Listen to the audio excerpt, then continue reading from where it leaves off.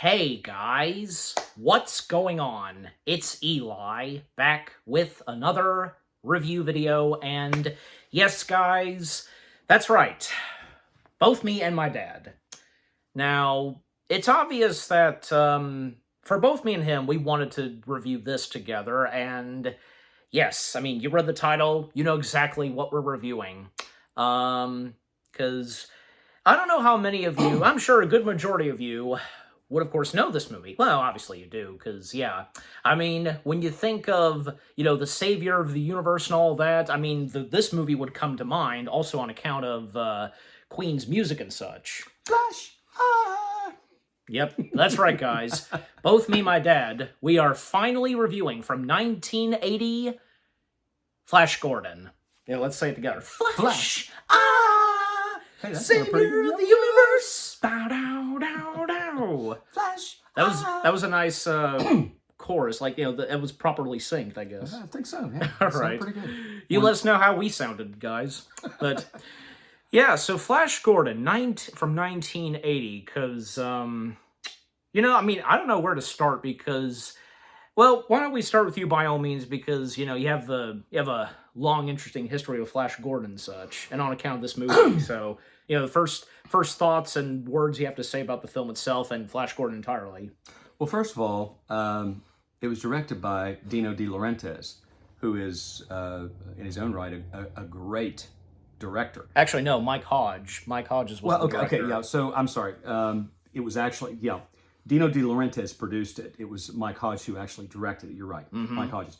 So, and Lorenzo Simple Jr. Did the screenplay. Michael Allen did the adaptation. So adaptation. Alex Raymond did was based on the characters.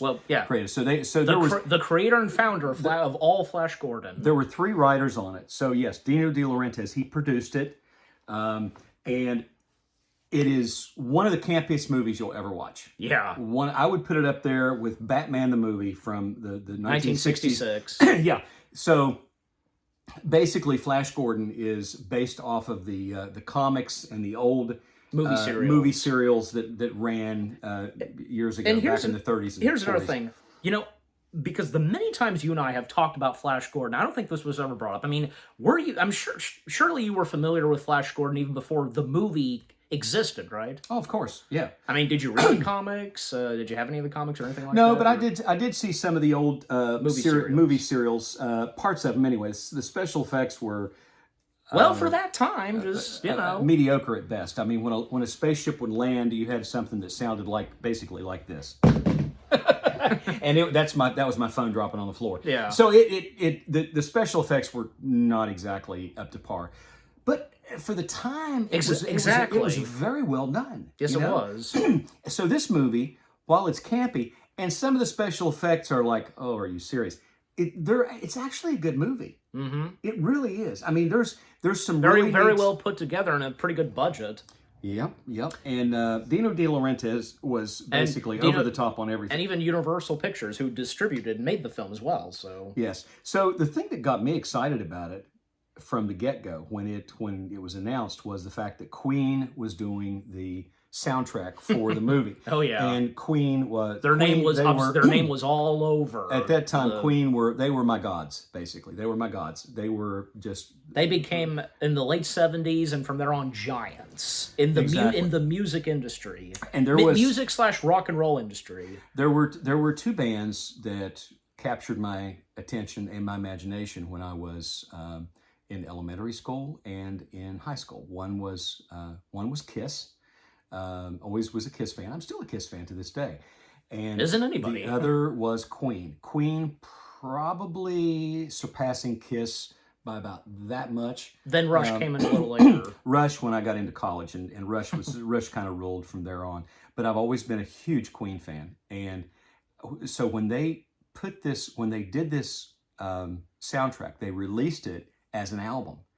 And it's still one of my favorite Queen albums of all time. Because favorite Queen albums. I won't say it's my top. It's not my top. In the top list, but I guess. It's at the top of the list. So exactly, that's what I'm trying to say. There were, I will say this: some of Brian May's greatest guitar work is on the album.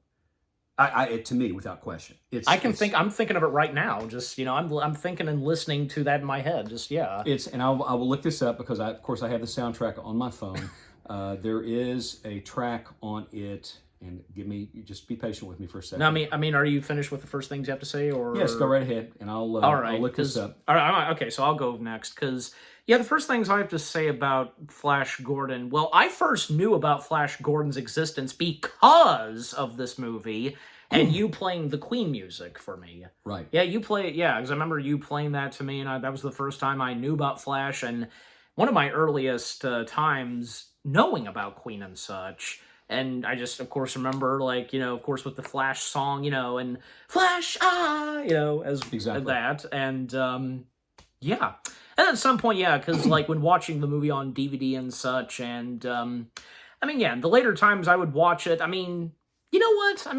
I don't care if it's campy or anything like that. It's just there's just something about the movie that's just having such a charm to it and such. Exactly, and the title track, the title of the track I was thinking of, that's on the Queen soundtrack is called the Battle Theme, and that it's is wee wee wee. No. Oh no, that's, not that. That's one prior to that. This is prior.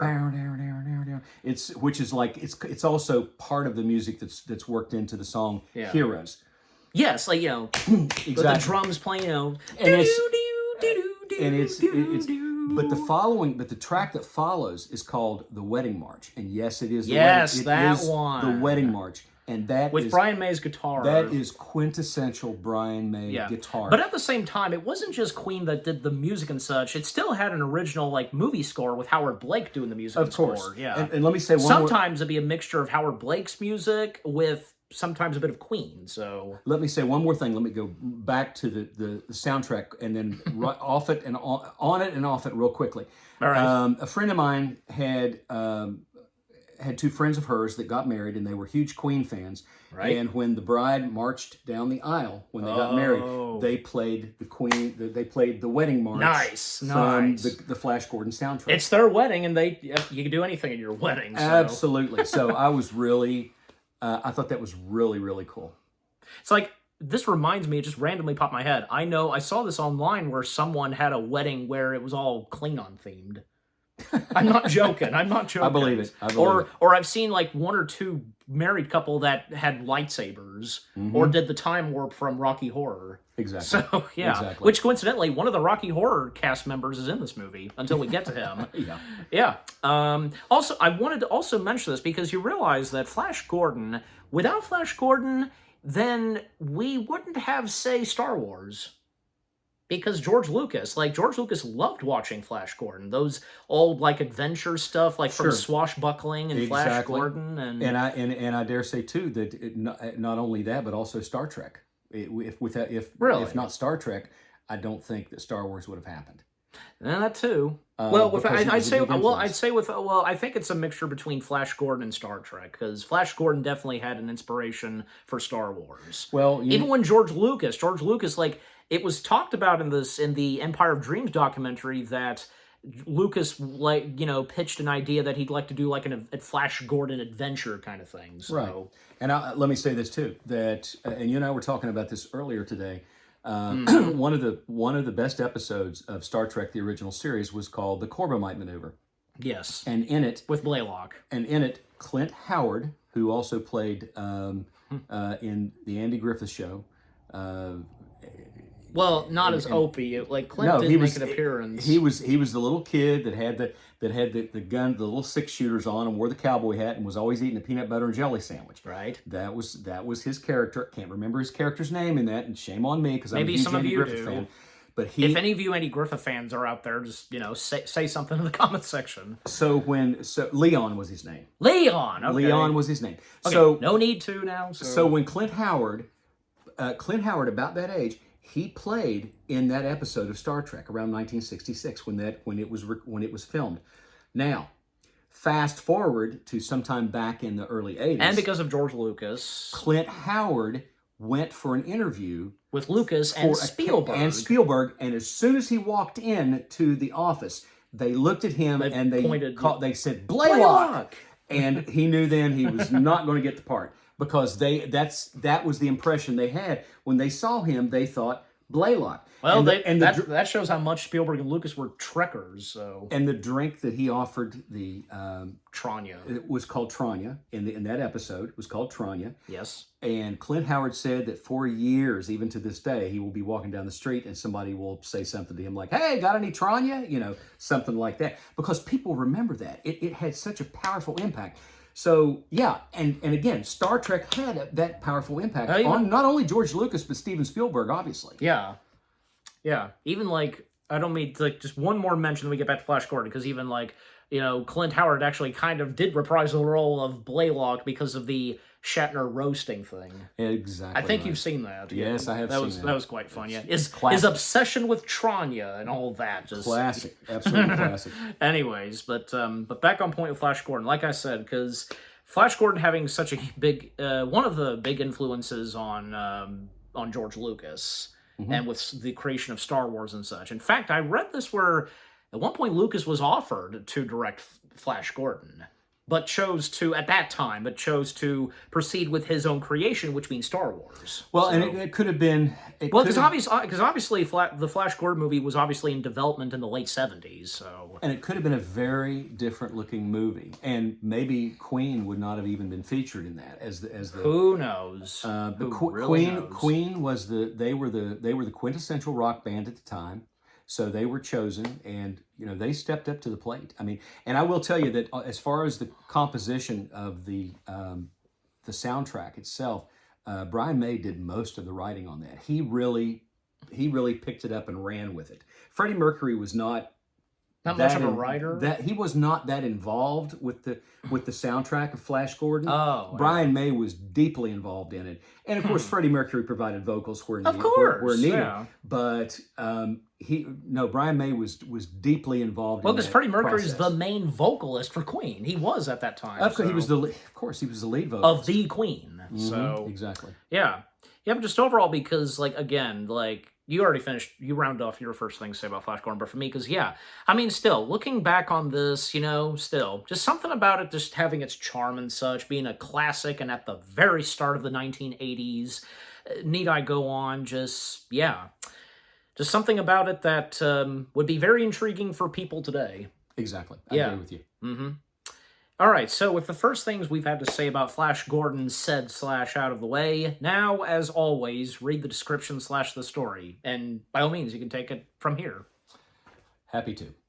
You usually do, so. Although NASA scientists are claiming the unexpected eclipse and strange hot hail are nothing to worry about, Dr. Hans Zarkov knows better. And takes football star Flash Gordon and travel agent Dale Arden with him into space to rectify things. They land on planet Mongo, where the despot Ming the Merciless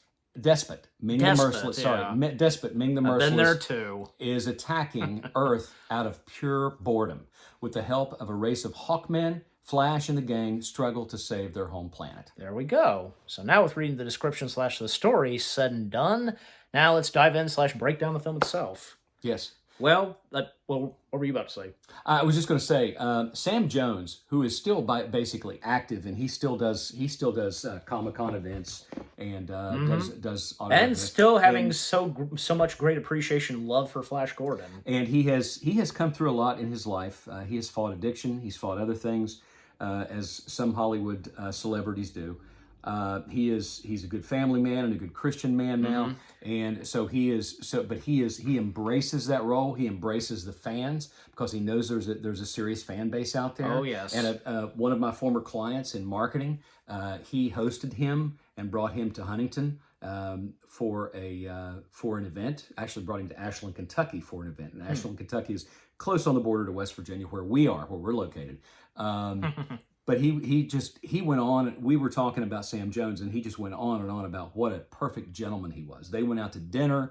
They talked. He's just a really down to earth guy, and he played. And that's so great. He played a really good part as Flash Gordon. Yeah. He embraced it. He did a very good job with it. And well, I'm thinking of it because, I mean, I think it's obvious for me to mention this because I don't know how much you would know about this because, another big thing about Flash Gordon, people would also remember Flash Gordon on account of, say, the Ted films, Sam Jones' appearance in the Ted films. Yes, exactly. Because Mark Wahlberg's character and Ted, they're huge fans of Flash Gordon. And, at one point, Ted got Sam Jones at this drunken party and such, so... Yeah. And Sam Jones because such a good sport when he was in both of those movies. And it's obvious that Seth MacFarlane, he must have loved Flash Gordon when he was a kid, so... Now, Melody Anderson... I mean, we have to acknowledge, the opening to the film, right? Well, yeah. Yeah, because, I mean, we start out... This movie does not waste any time for us to hear the voices of the main villains, and Clytus, I'm bored, What plaything can you offer me today? An obscure body in the SK system, your majesty. The inhabitants refer to it as Earth. The planet Earth. How peaceful it looks. And he activates his ring. And then that you iconic have earthquakes sound. and everything going off, and he says, Most effective, your majesty. We'll destroy this Earth. Later, I like to play with things a while. Before annihilation. And ha ha ha ha ha that laugh he delivers. And the reason that is just ingrained into my mind. It's also in the soundtrack. Is because it's in the soundtrack, and I've listened to that, and I love that opening. It's so great to see they included that in there. Yeah, there's a lot of sound from the movie, audio from the movie that's included in that soundtrack, which I love because typically you don't get that in soundtracks, but this one delivers that, and I love it. It's almost like a mini version of the movie that you can listen to when you're in your car driving along jamming. Because parts of the soundtrack does include audio from the film. So now I will say there's also a track. But just finish up on the opening because it's really great. Because with the song playing, even showing samples of the comics. Yeah, exactly. That was a nice little tribute there. There were some stills from the comics. We open up there acknowledging the history of Flash Gordon and all that because they're at an airport and there's a plane that's getting ready to leave and it's taking Flash Gordon, who is the quarterback for the New York Jets NFL football team. Mm-hmm. He is on this flight, and so is Dale Arden, who is a travel agent, and they don't even know each other. But they're getting on this plane. In fact, Flash Gordon did come across her at the hotel, I think. Yeah, and he saw her, and he immediately was taken by her. He was smitten. He just thought she was beautiful, which she is gorgeous. Melody Anderson that plays the part, she is gorgeous in this. Yeah, film. Definitely. So, but she's not the only one until we get to the others. Well, but they end up on the plane together, and there's with what Ming has done to Earth, he's causing all this hot hail to fall, this wind, and all these like burning rocks that hit the water. And it's the plane, you can even hear a bit of Ming laughing. So the plane goes out of control. The pilots, the airplane pilot was John Morton, and the co-pilot was Bernal Tucker. Also, man at airfield that's helping get them situated inside the plane. That was Robbie Coltrane. Yeah, exactly. He doesn't have a single line in this movie. He's just there. Well, obviously this is Robbie Coltrane before his acting career really took off, especially when it came to say Harry Potter. It was one of those things that he it was an opportunity. It was I'll take it, and he got basically wages, whatever they paid actors back then, so which is kind of cool. But the interesting part is that they take off. And you don't know where either one of them are headed, but they're obviously headed in the same, probably headed to New York, wherever they start from. Yes, Flash he was on vacation, and I think he was just getting out of vacation. Right. Yeah. The plane goes out of control. Even there was a quick moment where the pilot's asking Flash to do an autograph for one of their sons. Yep. And the plane goes out of Buzz, control. That was the son. That was the pilot's son's name, Buzz. And Flash, who just so happens to be taking flying lessons, knows a little something about airplanes. Yeah, because there's a moment where we see Ming coming straight at the camera. He got the pilots. Exactly. So they just disappear. They disappear. So Flash has to try to land the plane, which he ends up crash landing it, and just so happens that part he didn't know of yet. He crash lands it into Dr. Hans Zarkov's laboratory. Played by the late T'Pol. Exactly. Yep. And also, his T'Pol's assistant that was Porkins himself. I think he's further down. Wait a minute. I think I missed him just because... Because I know his IMDb profile. Because right there, yeah, Munson. Yes, William exactly. the late William Hootkins, a.k.a. Porkins. Yes, and also the I would say CIA agent who In Raiders. in Raiders of the Lost Ark, who briefed Top men. exactly, And exactly. he also the lieutenant from Tim Burton's Batman. Right. Well, he would have been government. He wouldn't have been CIA because CIA wasn't formed until after Roswell in 1947, just like the Air Force. But anyway, so they crash land at Hans Zarkov's laboratory, and they end up on this rocket with Hans Zarkov, basically at gunpoint. He forces them on.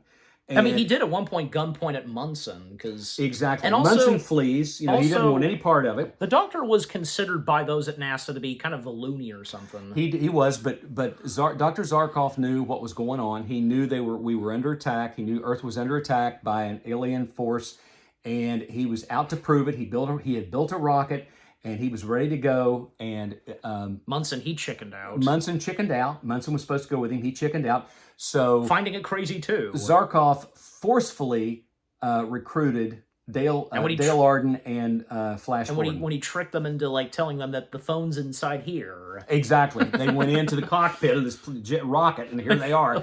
So then, the next thing you know, Hans Zarkov's in there, and the Earth starts shaking. And he's like, "For God's sake, strap yourselves down!" And The G rocket forces takes will off. kill us. Yeah, the rocket takes off, and they end up in space. They end up, into the void. They're unconscious basically. for a little bit, and until like those from the planet Mongo like notice the craft. and they start, and they say, they say it, The observer numbers 1 and 2. Clytus talks about it being Clytus's observers. It's in the Sea of Fire, what they call the Sea of Fire, that surrounds Mongo, and so they bring it in and bring the craft in and land it safely. By the way, Clytus Observer 2 was played by John Hollis, who that same year was in Empire Strikes Back. Yep. You know that character in Lando's right-hand man or something? Oh yeah, absolutely. That's literally his IMDb profile. It is his profile from Empire Strikes Back. That's great. It yeah. is. Yeah. But yeah, so they touch down and does they're immediately taken in, for prisoner and such. Oh yeah.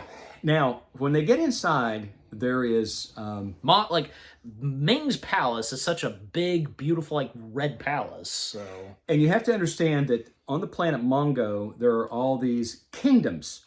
Yeah, I had it right here because there's the kingdom of Ardensia. There's let's see, where the Hawkmen are, the Hawkmen Sky City, Arborea. Arborea. Exactly. It's the lush tree-based city for the Hawkmen, a mix of fantasy and nature. Right. The Hawkmen Sky City. Phrygia is a snowy, cold land in the northern regions of Mongo. Clytus is a volcano, a fiery lava-filled lair, perfect for villainous plots. The Door's Mine. So they're doing tributes. They're doing tributes to Ming. Yes. You see this, and so whom they worship him. Just all hail Ming, Hail Ming. Dale and Flash are brought into this, and Dr. Hans Zarkov during this tribute. So, well, in fact, before they made their way in, because even Dr. Hans, he had a gun in his pocket, but this floating machine robot destroyed it right in his pocket. Exactly. Even one of the lizard men snuck out and was disposed of. So they literally, they're going through the whole. I'm trying to find the prince's name of Ardensia. I know here. Yeah, I'm getting to that too. Wait a minute, there he is, Ardentia. Ardentia. George Harris. So George Harris, whom 1 year later would be in Raiders of the Lost Ark. Yes. And what's-in-face in the later Harry Potter films. So Clytus looks at Ming and he says... If you remember his role in the Harry Potter, Yes. Clytus announces, and now the tribute's from Ardentia. So George Harris's character walks up and he says, we, the people of Ardentia, have suffered since you blasted our kingdom. We can offer you nothing this year except our loyalty. And then Clytus says, Prince, we prize nothing more highly. And Ming says, fall on your sword. Which means kill yourself. If you prize me so highly, then fall on your sword in my name. And you think he's going to do it, but then he turns and he says, "Death to Ming!" And then, And that- and then Ming freezes him, and then that floating robot freezes him. freezes him, and then Ming evaporates him. Basically, Yeah. obliterates him. Yeah, and also because like the other characters we see, because we have the Hawkman, we also have Prince Baron. Prince Baron, I loved. Timothy Dalton, Future at that played, who played James Bond. future James Bond in the late 80s. Only played in 2 movies, and for the life of me, I don't know what the problem was, because I thought Timothy Dalton did an outstanding job as James Bond. It wasn't his fault. It was not wasn't his fault. He had the charisma. He had and he was more. Even the original. He was like the Daniel Craig version of 007. He was more action related. He didn't wear a suit all the time. You'd see him in combat gear and everything else.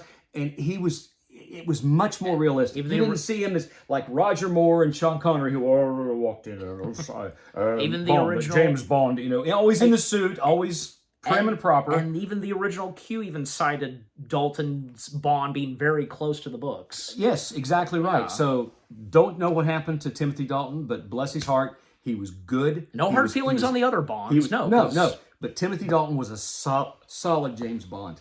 Yes. Now, Brian Blessed, Prince Vultan. Prince Vultan leader of the Hawkmen. Leader of the Hawkmen. He was my favorite character in the whole movie. Oh yeah, he's just such. I mean, and this is Brian Blessed we're talking about. Such a delightful, charming man. Oh, absolutely, and such charisma.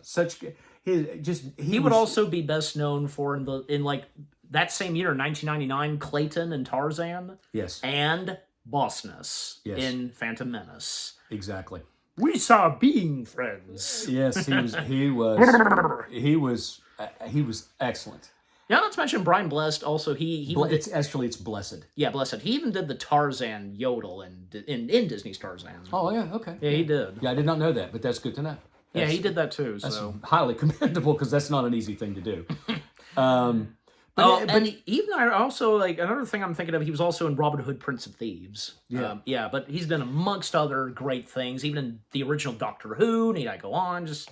But what I wanted to get to is when they get to they bring Dr. Zarkov, they bring Flash, and they bring Dale Arden forward. Mm-hmm. And well, that's because like Flash commented on Ming being crazy and such, and that robot orb, heard it and repeated what he said. Who said that? So Ming brings him forward, and he sees Dale. He's smitten by Dale, and he says, "Let us see you." He says, "Let us see you." He says, "Come closer. Let us see you." No. And Dale's like, "No." And that's the look on his ring. the look on his face. You dare say no to me? And he uses his ring. He uses his ring to overpower her mentally, and she's just like.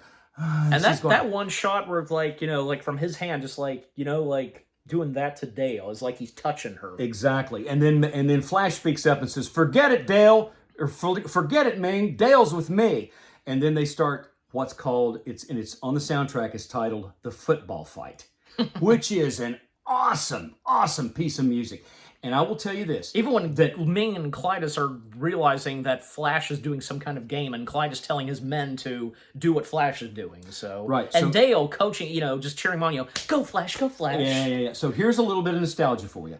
When I was in high school, when this movie was coming out, I was all hyped up about it. I was all excited because Queen was doing the soundtrack, obviously. Mm-hmm. And I was up late one night on a Friday night watching Tom Snyder's Tomorrow Show, which used to be on NBC after Johnny Carson's Tonight Show. Okay? So that night, I think he had Dino De Laurentiis on as his guest. And they played a clip from the movie. And I thought, oh, cool, we're going to get to see a clip. They played the football fight scene. And I heard that music, and I instantly, as soon as I heard it, I knew it was Queen, and I thought, oh my gosh, this is going to be freaking amazing. You're saying that you didn't know until then, when you heard that? That's when you were like, Queen is doing this? No, I knew Queen was doing it. Oh, you already knew. That was my first earshot at hearing what they had done. Just a snippet of what they'd done. And to this day, that is my favorite piece of music. That's one of my favorite pieces of music. And I learned to play that on the keyboards. Nice. I taught myself to play that on the keyboards, and I can still do it. And it was just imagine we had a keyboard right here, and then you do it. I could do it if I was right here. I could do it. If we had one for our review video, we could have. But anyways. Exactly, it's a very simple piece to play. But anyway, so I remember that very well. And of course, Flash gets, he's knocked out. Well, because like passing the ball, and Hans accidentally, when he threw it, it accidentally knocked out Flash on the head. Exactly. And they sentence Flash to death to be executed. Yeah, but right before in a gas chamber. Right before that, we haven't acknowledged yet another attractive lady in this movie, the princess.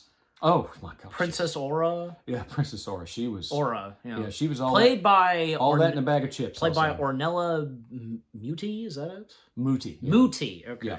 Princess Aura or Ornella Muti. The daughter of Ming the Merciless. Absolutely gorgeous. Oh yes, gorgeous. And the princess is quite a handful throughout this movie. Yeah, she rebels against her. And she does eventually to her father, but we should point out too, also the actor that played the Emperor Ming, Max von Sydow. Oh, I can't believe we haven't said his name yet. Yeah, the late great Max von Sydow. Sydow. It's pronounced Sydow. Some people say Sydow, but it is correctly pronounced Max von Sydow. I was about to say, I know there have been some people that said Sydow. He actually played Jesus in a movie, I think called in an earlier movie, and I can't recall the title. Before Flash Gordon. Oh yeah, way before Flash Gordon, but he was a very convincing Jesus. He really was. He was very good. Let's not forget his iconic role in The Exorcist. Oh, as the priest. Oh, absolutely. Yes. Now, did he was the film he did of Jesus in between those two films? Yeah, it would have had to have been. Yeah, right. Yeah. Because of course, The Exorcist came out in '73, and Flash Gordon 1980. So yes, this would have been the Jesus in the movie where he portrayed Jesus was in the mid to late '70s. Right. Yeah. But he was an excellent actor, and of course we know that he played in The Force Awakens of Star Wars. I think I read that he wanted to be a part of Star Wars even before he died. I mean, he was killed, in the opening scenes, but he was. But it was still worth it. Still worth it, and his character was it was a very powerful and convincing character. And he was the first character to ever speak the first lines of that movie. Yes, he was. This will begin to make things right. Exactly. And even when he confronted Kylo Ren, the First Order rose from the dark side. You did not. I was really impressed when I found out that he was going to be in Star Wars, because look at that. He's been in, he was the evil, threatening villain in the galaxy, Ming the Merciless. He did exorcism and all that, confronting a demon, and he played Jesus. He did so much more. And then he plays the good guy of the rebellion, of the resistance. I mean, obviously he's played He's played plenty of other good characters in other movies. An excellent actor, very, very, very talented actor, no question. Yeah, and his role in as Emperor Ming the Merciless, it's really great because he's Max von Sydow. Exactly. Also, have to acknowledge the henchman of Ming, Clytus, being played by the late Peter Weingart, and General Kala, played by the late Mariangelo Mulatto. That's right. Mm-hmm. In my opinion, I feel as though that those two, even Clytus, some of the best movie, great movie henchmen, psychics, really evil. So the one line I remember, not to jump ahead and leave that right there, not to jump too far ahead, that I remember from the soundtrack. And if you've never heard the Flash Gordon soundtrack, I'm telling you, you need to download it. Shame on you, and if you buy it. For any of you who are Queen fans, if you've not downloaded that yet. Well, Queen fans would have it. But if you're not a Queen fan, it doesn't matter. It's fun to listen to. It's so fun to listen to. Epic. So there is a scene. There is the scene in the movie when Flash Gordon is being. We mentioned a little bit, but until we get there, it's not to jump ahead, as you said. Not to jump ahead, but I need to get to this because I don't want to forget this part. Okay? All right. Flash Gordon is executed in the gas chamber. Although. Well, we're already up to that part. There was Ming's daughter has a doctor, a doctor that's kind of her. She can make him do what he wants. She wants him to do. Like I said earlier, Aurora is quite a handful throughout this film. She's in a relationship with Baron. She also has attractions for Flash and was having an affair with the doctor. Even Clytus had a thing for her. Yes. So just before they strap Flash Gordon down in the gas chamber, the doctor comes forward and he leans in. He's credited, of course. Yes, and he secretly injects Flash with some kind of an antidote, and he says, "This will help you on your way." Whispers it in his ear. So basically what happens is when they start the gas, it knocks Flash out, but it doesn't kill him. Okay? So we know that Flash escapes, Yes, we do. and he escapes with the help of Ming's daughter. Yep. But also we know that everyone Yeah, thinks that's a Mongon Doctor, Mongan Doctor played by Stanley Labor. Yeah. So everybody thinks that he's dead, including Ming, including Clytus, including all of Ming's henchmen. But when he is when he makes friends with Prince Voltan, and he makes Prince Baron, Prince Baron of the Hawkmen, he first Baron, then Voltan, right in that order. They combine their forces to attack Ming.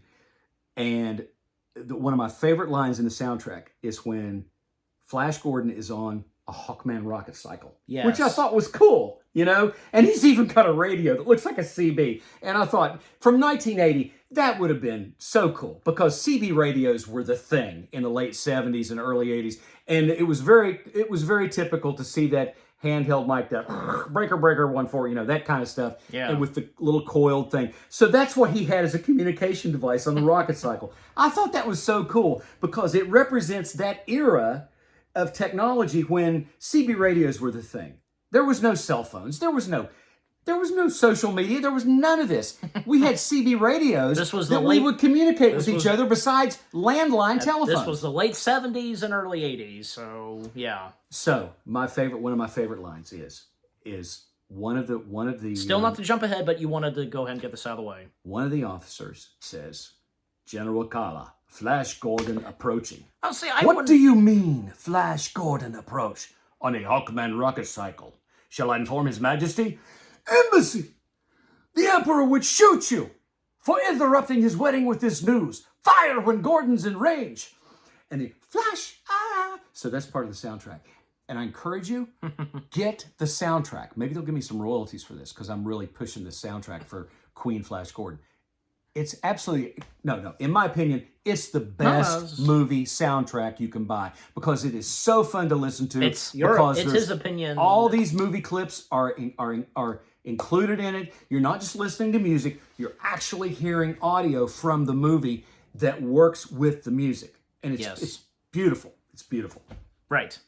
You know what I mean? I could have also brought that up too, because how can I forget something like that moment? The Flash Gordon approaching. It's because it's ingrained in my brain, because I've listened to it 10,000 times in the car. Even though you brought it up earlier, we could still bring it up when we get there. But yeah, when we get up to the battle and all that. But just back on point, because there was a moment where Flash demanded to speak with because Dale. Yeah, sometimes blank on her name sometimes. Also, like the Lizard Men, because the Lizard Men in Flash Gordon were had a very interesting design. Very interesting, kind of corny. Snake mouth, but the eye, it looked like a snake mouth, like a snake mouth opened, the fangs there, but at the same time the face was right there, Let me caution the viewers on the Little Blake channel right now, watching this review. Our review, Flash Gordon. This movie is corny. We already corny. we already established that it's earlier. Campy, but that we established too, campy and corny. Well, we didn't say corny, but we always say campy. But that's what I was thinking too, campy and corny. It has corny parts in it. There's going to be parts where you're going to be like, "Oh my gosh, you got to be kidding me," and that's fine. Even some of the faces of the other alien creatures and all that. It's still a classic movie. Clytus's men and do the football part, that too. But... Well, there were midgets running around, and I remember reading where Dino De Laurentiis says, "Oh, this is another planet. We must have small people. We must have And he was all grandeur, all this, this. Star Wars did the same. Star Trek and Star Wars did the same thing, but in a good way, of course. Yeah. It's. Also, I sometimes forgot even Deep Roy, because he appeared in this. He was the princess's pet. Yes, I remember him very well. One of his, because his early acting stuff was like, say, this and Return of the Jedi. So yeah. He was one of the Max Rebo band players, played flute and such. Oh yeah. Even he sometimes did some shots as Yoda, like the body performance of Yoda for some shots. Yeah, Deep Roy he's been quite a versatile actor over his career. Indeed, especially when up to, say, one of his biggest acting works was in Tim Burton's Charlie and Chocolate Factory as all the Oompa Loompas. All of the Oompa Loompas. Yeah. Yeah, exactly. Got it. Yeah, definitely got to give him that. Yeah. But yeah, and then of course the execution. But little does Ming and the others realize that the princess and the doctor, they slipped in something like, to not have Flash permanently die. So Yeah, it was an antidote to the poisonous gas that they were injecting into this chamber where he was strapped down in. yes, So he survived. And Brian Bless's character, we know he says at one point, he says, Gordon's alive.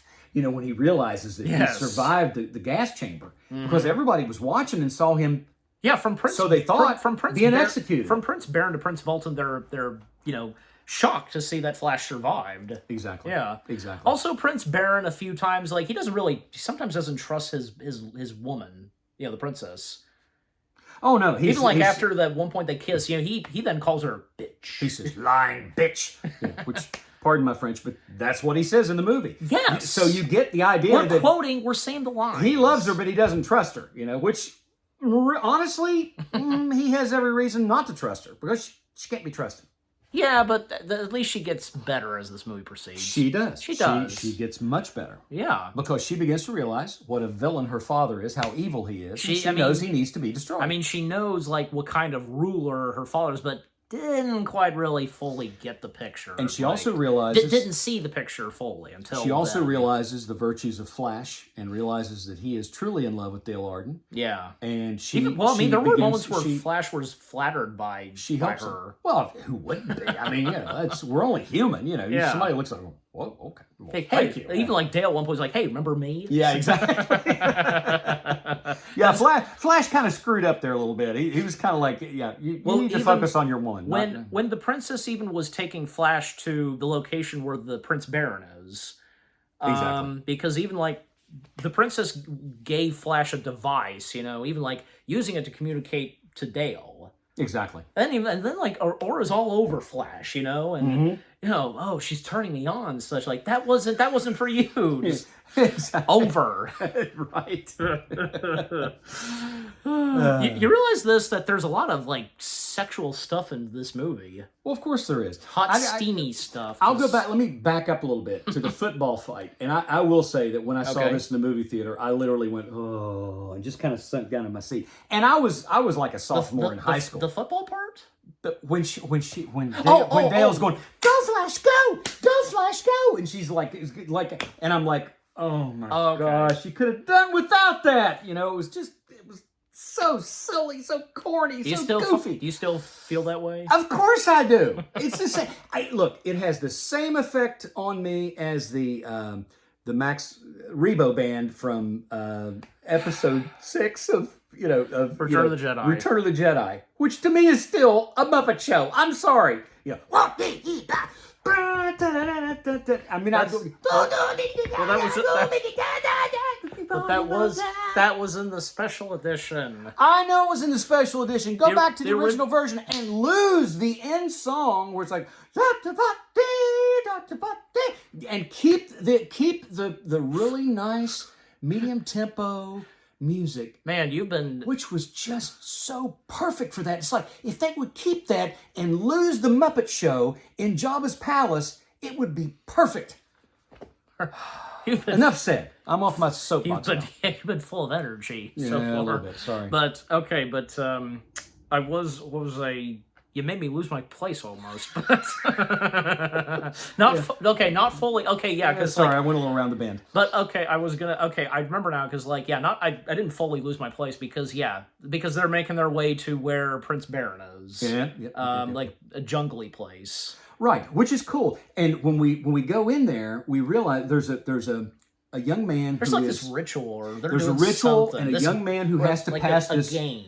He has to pass this Stick your hand in. initiation. So there's some kind of creature that's inside this tree, and there's these multiple holes. Multiple holes. You stick your hand stick your in, hand all the way in. If it bites you, If you stick your hand, basically, if you stick your hand into, if it's the hole that has the creature there, then it will bite you. You're screwed. And you are envenomated with whatever venom this creature has. It's green and such. it drives you mad. It drives you mad to the point that you want to die. So unfortunately, this young man who is doing this initiation, the first hole he sticks his arm in, the creature bites him and envenomates him, and he draws his arm out and he begs Prince Volton to, not Prince Volton, but Prince Baron. Wrong prince. Prince Baron to kill him, which he obliges, and he runs him through with a sword. Yep. To put him out of his misery, because he is going to go mad if he doesn't. Go mad and then die. Yes. So the princess arriving and, even said to Prince Baron that she would come, Right. but which she did, but she can't stay too long and surprises her prince with Flash Gordon. So, and that scene is key because it sets up the danger of that initiation. So now we have Flash Gordon coming in, and so Prince Baron challenges him basically, and so Flash Gordon being a football quarterback with the New York Jets in the NFL, he is going to step up and he's going to do it, and he does, and he starts sticking his hand. He sticks his hand in. Prince Baron sticks his hand in, his arm in. Neither one of them get bitten. So the next time, Flash sticks his arm in. Yes. And draws his arm back, and he's holding his arm, and he's cradling his arm, and he's like, Baron falls for it. And Baron and it was a trick. It was a trick. And Flash gets him down, gets his sword, and he says, you fell for it. Mm-hmm. And I kind of from there, really, Prince Baron develops a slowly but surely. He's starting to develop a respect for Flash, for his courage. Oh, yes. And his determination to survive. And even when at one point he gets thrown down in a cage in the swamp. Exactly. Yeah. But he escapes that. Also, the princess warned Baron that if he were to execute Flash, then she'd be done with him. Oh, yeah. Even one of Baron's top men, Fico, being played by Riff Raff himself, Richard O'Brien. Yeah. Yeah, because, warning the prince that, the princess will leave you if you kill Flash and such. Mm-hmm. And apparently, the prince set up Fico to help out Flash escape and, trick him and such and all that. Right. Mm-hmm. Also, coming back to Ming's palace, because we first have to acknowledge, because they at one point attempt to brainwash Dr. Hans Zarkov. Yeah, and you think they've pretty much succeeded, but Dr. Zarkov he's so smart, so intelligent, he figures out how to block out their attempt. They basically pull his memories. Yeah, but they don't wipe his memories. Yeah, that sequence we get of where we see all of Han's memories, even say when he was once married, and all the way back to his birth when he is first born, which is pretty extraordinary the way they put that together. And he was in the wound and such. The one thing I took when I told also, you. there's one moment where we get some footage of World War II and Adolf Hitler. Yeah. Clytus compliments on Hitler that he had potential and all that. Right. Was there any surprise to that? He's like, he had such potential. Because why wouldn't he say that? Because they're kind of on the same page as what Hitler was. Yeah, because they're all evil. But the thing that I remarked and I noticed this because I watched this movie again on Friday, knowing that we were going to do this review. So I watched it to kind of refresh my memory. Of course, that's what's important. And I'm watching this. I'm watching the way this is edited together, and I love how they edit these things together like this. I agree. In a movie, I agree. To tell the story, to tell a backstory, and in this case, where his life is flashing before him because they are drawing out his memories with this machine, whatever it is that they're using that's aimed at his head, and they're able to watch it on screen, which is, for that technology is probably nothing, but for us that's like, wow, that's amazing. They can watch his memories. Yeah, like even some of most of them were uncredited, but like those, like they're credited, like in Flashback, Doctor in Flashback, and yes, Flashback friend of Professor Zarkov, even his wife was credited too. Well, Dr. Zarkov, and even his last name Zarkov, and even his accent would be Russian or at least East European. Yeah. Okay, East Germany, Russia, in that area. So he would have probably lived through World War II and would have understood. I mean, the movie doesn't. The evils of Hitler. The movie doesn't establish the time and setting, does it? Like, no, it's you have to figure that it's set in that time of 1980. It's one of those. One of those, yes, exactly right. Yeah, So that makes sense. By the way, because some of the dwarf cast members, they would go on to play some of the Ewoks. Yeah, exactly. Tiny Ross, Malcolm Dixon, Mike Edmonds. Yep. So yes. Oh, even Kenny Baker. He was one of them too. Kenny Baker was one of the dwarves who we all know played R2D2. The body performance of R2D2. He was inside of R2D2. Absolutely right. Also, many of those that are credited as Slytherin girls and Sand Moon girls, Hawkman, the Hawkmans and such. Yeah, there were. Wait a minute. There was one Hawkman. I was about, if any of them ring a bell. So if you would be familiar, the Hawkman who was he was his second in command. It would have been Andy Bradford. Maybe because I think we would know his name. I think because.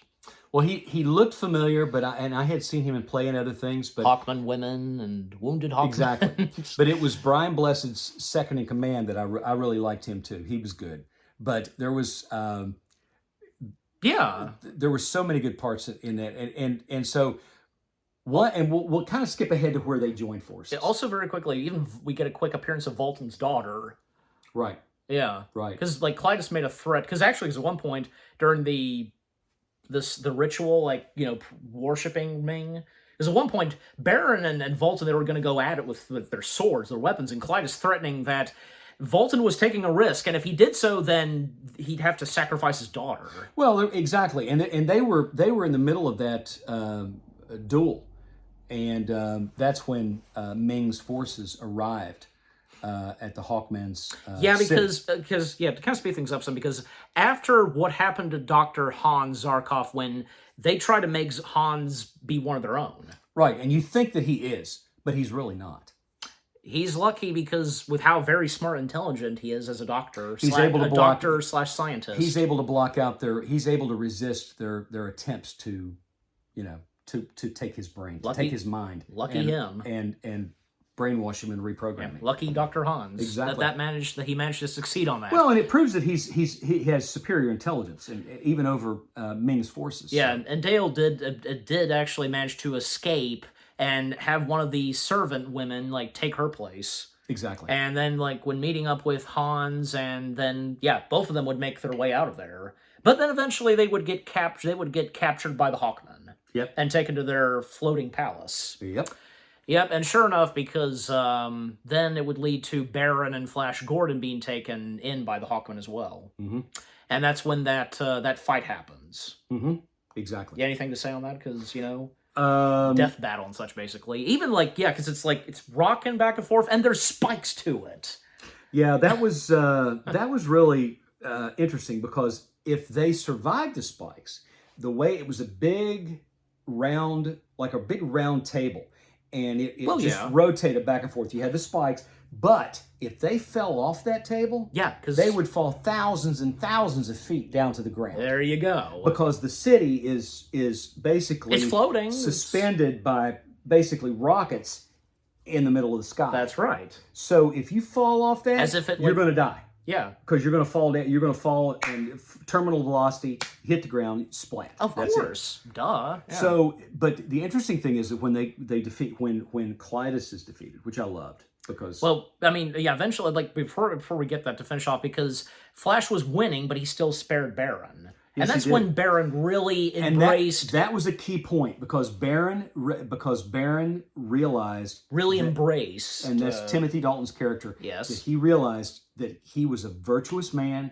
and he was a true leader, and if they were going to defeat Ming, Flash was the guy to help him defeat him. Because here's another thing, because I think it's obvious that everyone in Mongo, from the Hawkmen and all that, they're terrified of Ming. They know if they try to turn against him, they're screwed. Yeah. And but also too, it's sort of like with any bully, and Ming is a bully. Of course, you get this image in your mind. He's such a psychotic emperor and all that in the galaxy. There's no way to defeat this bully, but there is. There is a way to defeat this bully. There are always possibilities. And bring him to his knees, and we see how that works out. Well, not to mention that with him still alive, Earth is still doomed. But if you want to set up the scene how Clytus ends up on the table, we're getting to that. Yeah, okay. Actually, because we didn't talk that much about the henchmen, Clytus and Kala. I mean, what's say on those characters? Well, they're evil. They're pure evil. They're Ming's henchmen. but they're just pure evil. Like they do his bidding. Oh, They do yes. whatever he says, but they also have their own evil agenda because Clytus is clearly lusts after Ming's daughter, the princess, and but he's also bitter because he knows that she's rejected him. Yeah, even Ming knows this too. Yeah, so. and who wouldn't reject somebody that wears a mask and wears a hood? That's and amazing. A robe and That was really cool. I just love Clytus. Probably one of my favorite live action henchmen. I don't know, because like he's up there, but just the mask and with Peter Wyngarde's performance as Clytus, it's really great. Yeah, and the whole thing with, again, back to Dino De Laurentiis, his whole vision of this, of the design of the sets and everything, and the costumes. He wanted it over the top. He wanted it because it had to be. It's another planet. It's another world. So it must be over the top. It must be this and that. So that's why you saw a lot of gold and red, because it was really flashy on screen, and it worked. Green it totally also, and exactly a lot of other colors. As campy as that movie was, it totally worked with the visual effects. Totally worked. And like I said earlier, had a pretty good budget. Absolutely. And also Kala. What was the budget on that movie? Do you recall? I don't even know. You could. We can access it. Let's see. You do that. I'll do but that. But also like anything else. I mean, anything else say on Kala, General Kala? Just same thing like you said about Clytus. Just evil. Same thing. Evil, and just one of Ming's henchmen did his bidding. Oh yes. And obviously she had delusions of grandeur. She was a general. Yes. So she commanded his forces. General Kala. So she was. She had an agenda, albeit following Ming's agenda, but she was just evil in her own right. Exactly. So was Clytus. Exactly. All right. But okay, while you're doing that, because now leading up to, because Clytus being sent out and to track down Flash Gordon, all that, and Baron, and yeah, because finding them at the Hawkman's floating palace and all that, and Clytus, he's just left there by himself. The ship departs and such. Kind of a big mistake right there, because, there's a lot of others, just only him. And Clytus, confronting Dr. Hans for his betrayal, and, telling Baron that he's under arrest and he'll be executed and such. And also, because they did find out what the princess did, they did torture her at one point. Kala and Clytus. Mm-hmm. So the budget? So I wanted to look and do a comparison. So here's the comparison I did, because it was closest to that time. Yeah. At that time, anyway. Yeah. And actually, I could have done a better comparison, but I just did this as a comparison. So the budget for Flash Gordon in 1980 was $35 million. Okay. Compare that to Star Wars Episode 4, 1977, A New Hope, $11 million. Now, let me look at one other thing, and I'll give you a better comparison. Yeah, because, even like the budget that Star Wars had, still, but then when it came to the next two films, it got much more bigger and such. Okay. So Episode 5, which is to date still my favorite Star Wars movie. Everybody's favorite. The Empire Strikes Back. The budget for that was $30 to $33 million. Which came out the same. It came out the same year as Flash Gordon. Exactly, 1980, which was still $2 million less than the budget they spent on Flash Gordon, and probably the what made the budget so high on Flash Gordon were the costumes. And after all, it is a Universal Pictures film, so yes, of course, exactly. Also, and I said this: the princess was discovered what she did, and she got tortured. Even say the mention of the boar worms.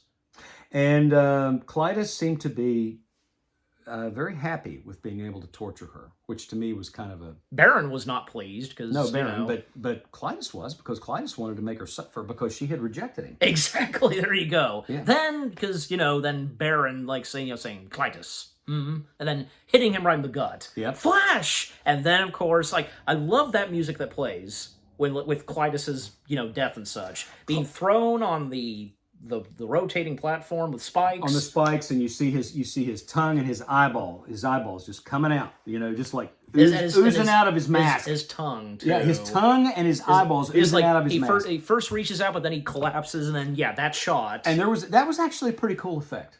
Kind of gross, not really gross, because it's supposed to show on account of those spikes, right? Exactly. Yeah. Exactly. But I don't know, like you don't find that funny, do you, or just find it gruesome, or? It's not really gruesome. It was I look at it as, I guess what I'm trying to say is, like, how would it be viewed specifically? Because those eyes popping out and the tongue just for the time in 1980, the effects were impressive. I'll say that. They were impressive, and they were effective. They were impactful. They kind of still are. Exactly. So even to this day, I think they kind of hold, they're pretty valid. Other best examples at that time, Star Wars and Star Trek. They're pretty solid. Yeah, yes. I agree with that. Yeah. So then the Hawkmen, they retreat because they feel that they're done for, because now that Clytus is dead. Yeah, but I will tell you, and again, I'll go back to this, that the Hawkmen were my favorite characters in that movie. And most prominently, Prince Vultan.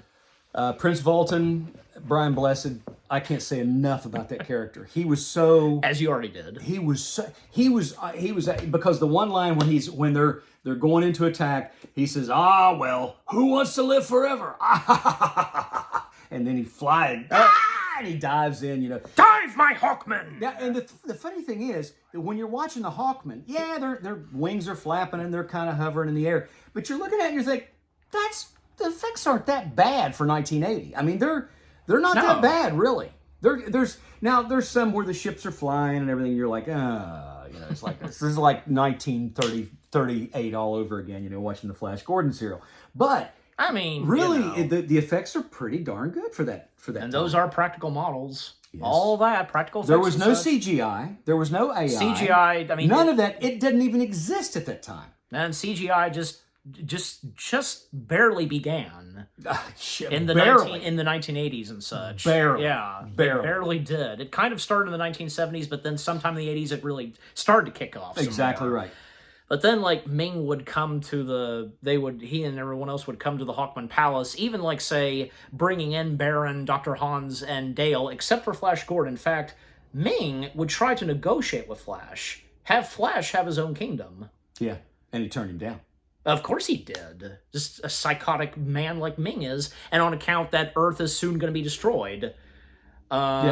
And just Ming leaves Flash there to die, and when on account they're going to blow up the Hawkman's palace, floating palace and such. And Flash makes his grand escape, and he just happens to go down a chute, and he finds the Hawkman rocket cycle. That's right. Which is, that's the way it's supposed to be. It's a hero's movie, for heaven's sake. The hero has to survive, Yeah, you can't kill someone off like Flash Gordon. Exactly.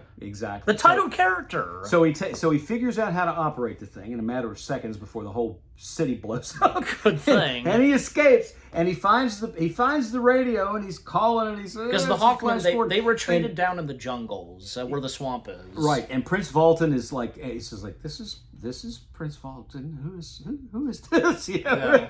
It's Flash Gordon. He's like, Flash, you're alive, So then they put their game of they put their plan of action. Now they join in the action and having the full utmost respect for Flash now, and becoming good friends with him too.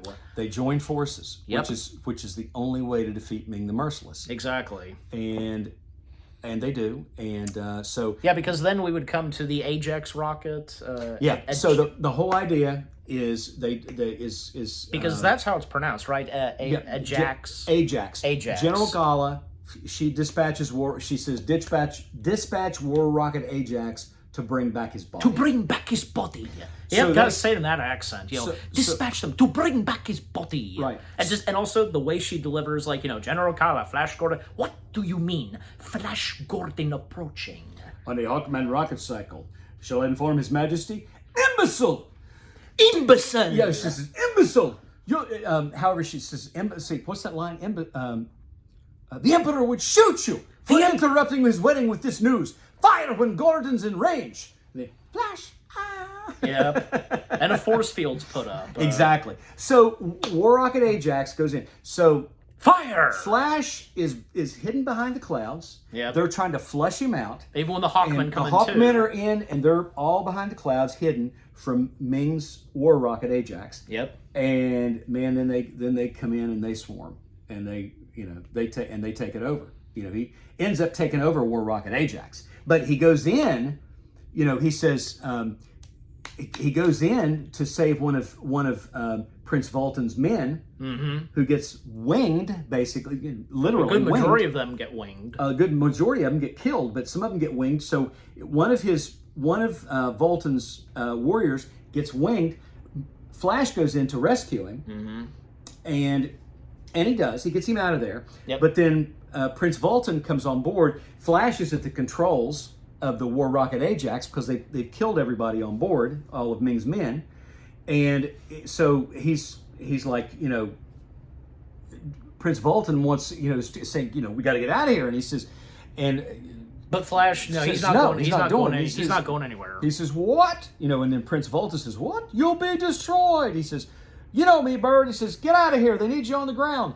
And so that's when Prince Vultan basically says, Also on the rocket, there's a countdown of how many minutes are left until Earth is destroyed. exactly, and Yeah. that's what Flash is fighting against, to get back and try to get all this resolved and destroy Ming before the Earth is going to be destroyed. Yeah. Meanwhile, at the palace, at one point, because the wedding's soon about to begin, Exactly. unbeknownst to Ming and everyone else, that a battle's going on out there, because Exactly. they don't want their emperor to know and ruin the wedding and such. So here's Ming the Merciless getting married to Dale Arden. And Yep. Dale doesn't want anything to do with it. Of course not. And he's saying, do you take this? Princess Aurora, I don't mean to cut you off, but Princess Aurora, she did at one point help free Prince Baron and Dr. Hans. Yes, of course. Yeah. And by that point, that's when, Baron now has full trust in his woman and such, because, very soon they'll get married after all hell is over, so... So when everything looks absolutely hopeless, and Ming is going to marry Dale, and Dale is just, she has to give in to it. And She doesn't have a choice. become the official empress. Exactly. So here comes Flash, flying the war rocket Ajax, which is The force basically field, out of control. The force field was turned down. Exactly. And when Hans and Prince Baron, penetrates- they took down several of the guards, even taking down General Kala. Exactly. When she was killed, she actually kind of sunk or something. Because Yeah. They had a. I guess there was kind of similar to Clytus. I don't know. Just, Yeah, it's almost like it makes you think that they were almost supernatural. That they were not even human. That's a because good. They were. That's a good way of putting it. And that's the one thing that I took away from that. I thought, oh, well, they were not even, were they even flesh and blood?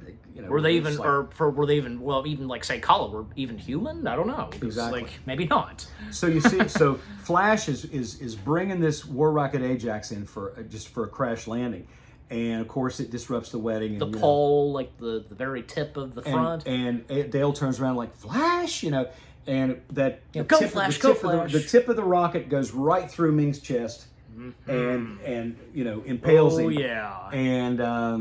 And he dies, or does he? Well, Flash even having him surrender and he's willing to spare Ming's life if he calls off his plan to destroy Earth. Well, but Ming's pretty much Ming is trying to use his ring once more, and but he's mortally wounded, so his power powers is fading, are and he's weakening, and he has no power now, so he dies. Yeah. And remind me, what's the specific name of his ring? I'm not sure what the name of that ring is, Well, but it can overpower anybody. It's a very powerful. Thoughts. It's a very powerful weapon / device for Ming. So. And it's a mind controlling device, and he can control anybody. And that sound of the ring is just iconic in this movie. Oh, absolutely, it is. Oh yeah. So basically, what happens is the floating droid that you see in the he's when they think that the droid's going to attack or do something, they're saying, Flash, don't move, and he looks up and says, hail Flash, savior of the universe. And then the next thing you see, Flash is like, yeah, and he jumps. Pause frame. It's like a fisheye lens view of Flash jumping up, and that's an iconic photo that was used in the movie, some of the movie stills. Is that still a Flash going like that, like that fisheye lens? Or even say, I guess this kind of counts in Breakfast Club, John Banner raising up his that counts. It's that victory thing. And of course, that paused frames, And of course, Prince Baron, Prince Vultan, they all they all hail Flash as they owe everything to Flash. Even the Hawkmen, they can make up letters in the sky. Thank you, Flash. And they invite him to stay. They say, we invite, and Prince Baron says, we certainly invite you all to stay. And Flash looks at even Dale and says, what do you think? And she says, I'm a New York City girl. It's a little too quiet around here for me. And that's how it ends.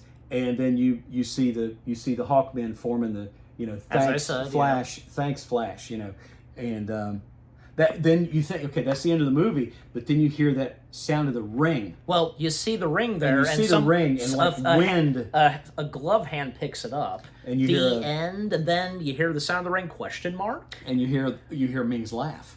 So you're kind of like, okay, they set it up for a sequel. Seems like it's not over yet. There was not a sequel, so.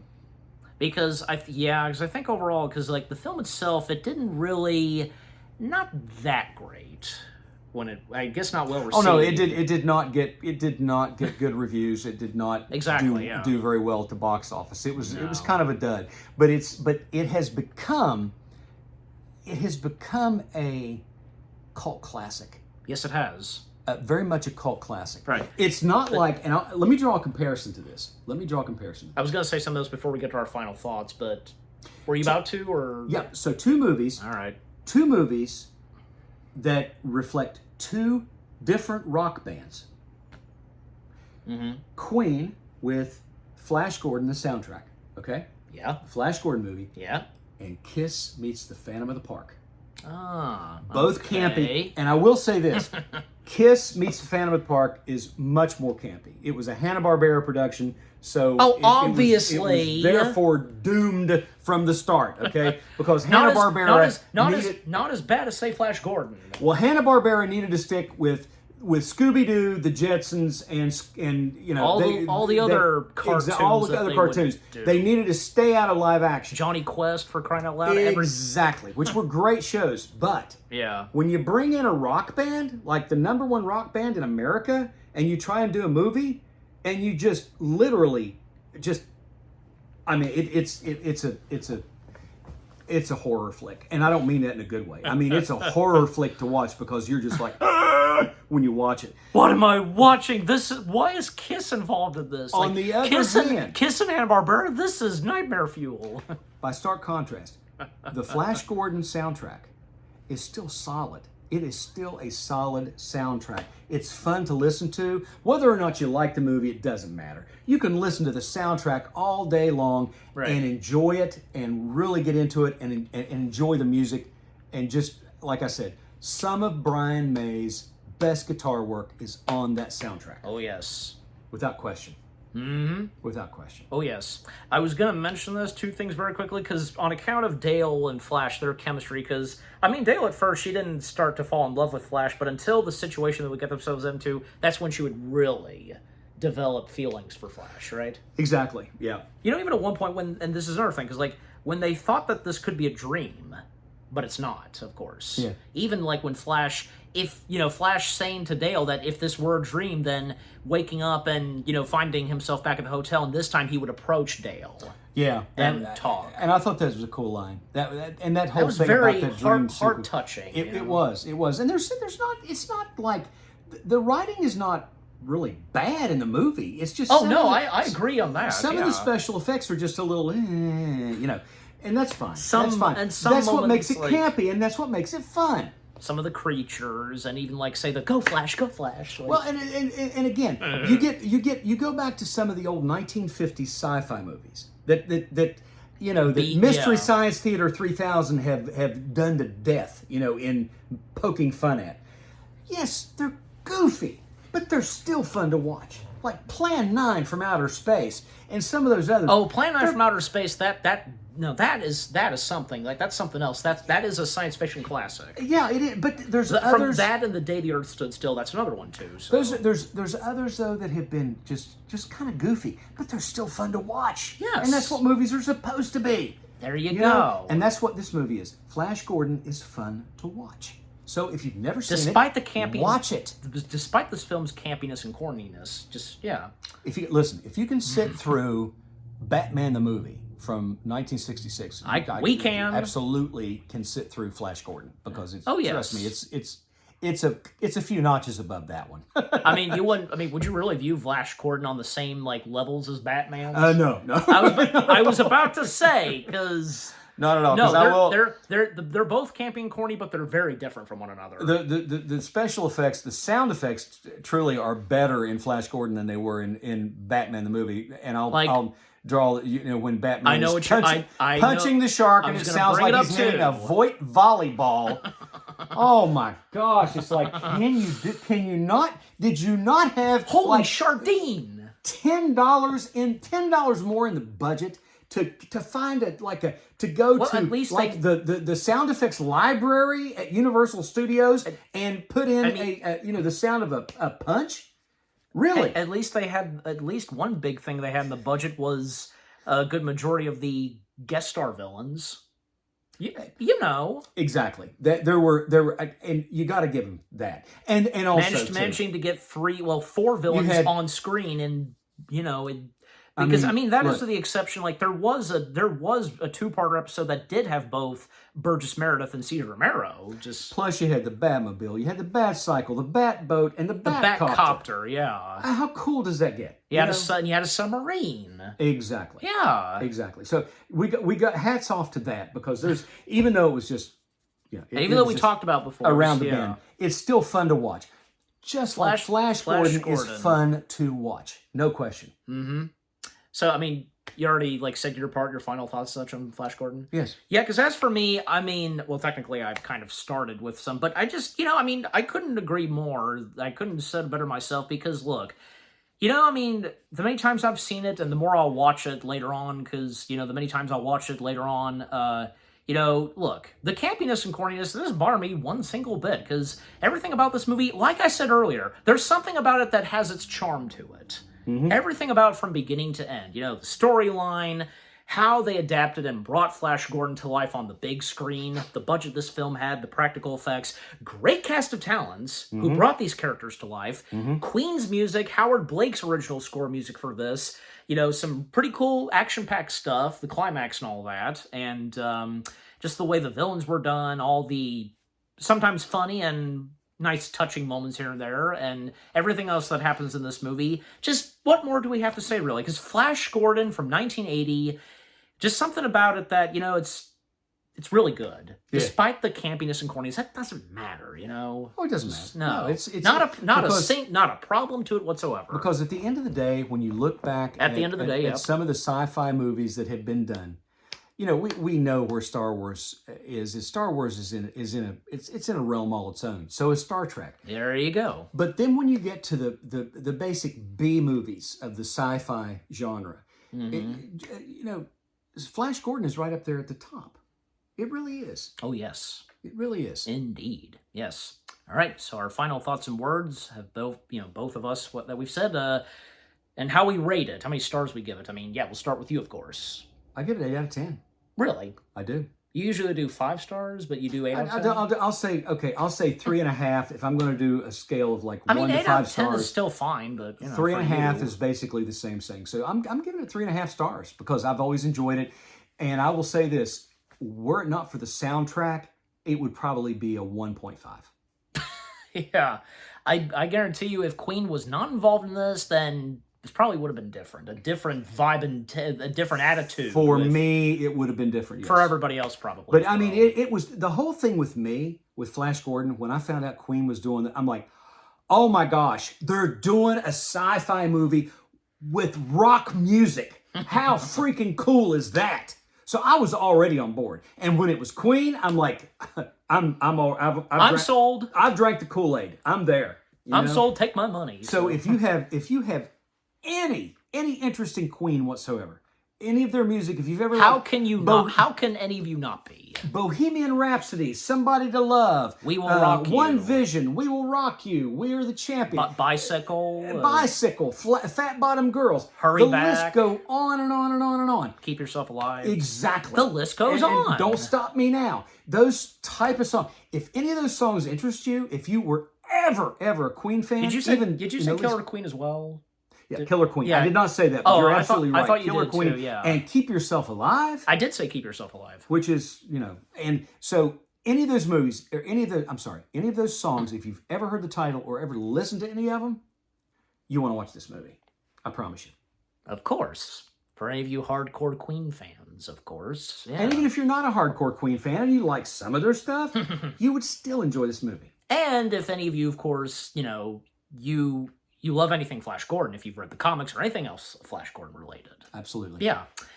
Yeah, so, okay, so you give it 3.5? I give it 3.5 out of 5 stars. And as for me, well, like what you said at first, yeah, the same goes for me. 8 out of 10 stars. For me, 8 out of 10 stars, and, 3.5 for you. 3.5 stars for you, and for me, at 8 out of 10. And what about you guys? What did you think of Flash Gordon itself? I mean, I'm sure for a good majority of you, the first time you ever knew about Flash Gordon was probably this, and on account of Queen. But if any of you have also had known anything else about Flash Gordon from the comics, maybe the movie serials, anything else, what's your impression on the movie itself, despite the campiness and corniness and, all that we've said and such? I mean, if you're on the same page as us, if you enjoy it for what it is, you don't care at all for its campiness and corniness, and with, like what I said best, the charm that it has to it. And back then, favorite moments, favorite characters, favorite, any lines you like to quote. I mean, you and I do, of course. And favorite songs and bits and pieces of music to come from this movie, most prominently Queen. Do you have the soundtrack? And just like what you say, and for any of you huge Queen fans out there, I'm sure there's most of you, But just overall, again, what do you think of 1980s Flash Gordon itself, with what all me and my dad, we both had to say about it, our review, and what did you think of our review of Flash Gordon? Leave comments and give this review video a like, as always. And with that being said, guys, we thank you very much for watching. We hope you guys enjoyed our review of 1980s Flash Gordon, Savior of the Universe. Oh, I get 1, 2. Wait. We'll start with Flash. Yeah. Okay. 1, 2, 3. Flash on, Savior of the Universe. Down, down, down, down. Yeah. So, what'd you think of our review? Yeah. More review videos are coming your way, guys. They're going to be awesome. Keep looking forward, and we will see you guys in the next video / review. And stay tuned later tonight, because what I'll be reviewing just myself, well, actually, because another comic hero, who would make his way into the big picture, and actually came out 1 week after Flash Gordon, that same year. A sailor man who eats a can of spinach. So... thank you. I was going to do this, but you did it as well. All right. Hey, Olive! Yes. Oh, thanks. Any quick comment on the movie from What? you, Flash Popeye? Popeye? Oh, it's a great film. Robin Williams. Yeah. Robin Williams, the show developer. Just, again, stay tuned for that. It's just going to be me reviewing it. So, so any last words? Say goodbye. I must be off. He says that. For me, again, we thank you very much for watching. Take care, and peace out.